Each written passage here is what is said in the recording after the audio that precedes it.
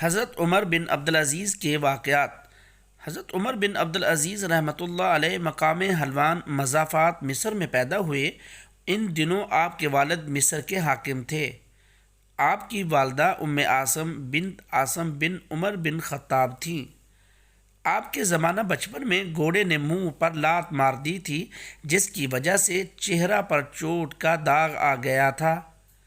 اس وقت آپ کے والد آپ کے چہرہ سے خون پونچھتے جاتے تھے اور فرماتے جاتے تھے کہ تو اگر بنو امیہ کا داغدار ہے تو سعادت مند ہے۔ حضرت عمر بن خطاب فرمایا کرتے تھے کہ میری اولاد میں سے ایک شخص ہوگا کہ جس کے چہرہ پر داغ ہوگا، وہ زمین کو عدل سے بھر دے گا۔ آپ کا یہ فرمانا بالکل سچ ہوا۔ نیز آپ فرمایا کرتے تھے کہ کاش میں اپنے داغدار بیٹے کا زمانہ پاتا جو دنیا کو عدل سے بھر دے گا، جیسا کہ اس وقت دنیا ظلم سے بھری ہوئی ہوگی۔ جب ولید خلیفہ ہوئے تو انہوں نے حضرت عمر بن عبدالعزیز کو مدینہ کا حاکم مقرر کر دیا اور آپ 86 ہجری سے 93 ہجری وہاں حاکم رہے۔ موسیٰ بن عین کہتے ہیں کہ میں حضرت عمر بن عبدالعزیز کی خلافت کے زمانے میں کرمان بکریاں چرایا کرتا تھا۔ بکریاں اور بھیڑیے ایک ہی جگہ رہا کرتے تھے، مگر بھیڑیا کبھی بکری کو نہیں چھیڑتا تھا۔ اچانک ایک روز ایک بھیڑیا بکری کو لے کر چل دیا۔ میں نے کہا آج معلوم ہوتا ہے کہ آج وہ مرد سالے دنیا سے کوچ کر گیا۔ چنانچہ تحقیق کی گئی تو واقعی اسی روز حضرت عمر بن عبدالعزیز کا انتقال ہوا تھا۔ سہل بن صدقہ کہتے ہیں کہ جب عمر بن عبدالعزیز خلیفہ ہوئے تو آپ کے گھر میں سے رونے کی آواز سنائی دی۔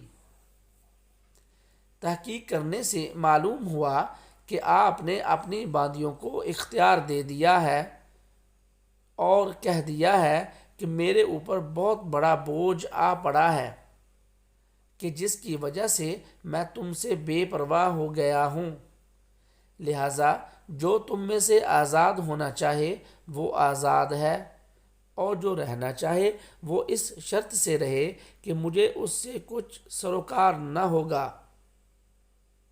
یہ سن کر تمام باندیاں مایوس ہو کر رو رہی ہیں۔ مسلمہ بن عبد الملک کہتے ہیں کہ میں عمر بن عبدالعزیز کی عیادت کے لیے گیا تو آپ کا کرتا نہایت میلا دیکھا۔ میں نے آپ کی حرم محترم فاطمہ بن عبد الملک سے کہا کہ تم سے یہ کرتا دھویا تک نہیں جاتا؟ انہوں نے جواب دیا کہ آپ کے پاس بدلنے کو دوسرا کرتا نہیں ہے جو اسے نکال کر دوسرا پہن لیں۔ عون بن معمر کہتے ہیں کہ ایک روز آپ اپنی بیوی سے فرمانے لگے کہ فاطمہ تمہارے پاس ایک درہم بھی رکھا ہے، آج انگوروں کو طبیعت چاہتی ہے۔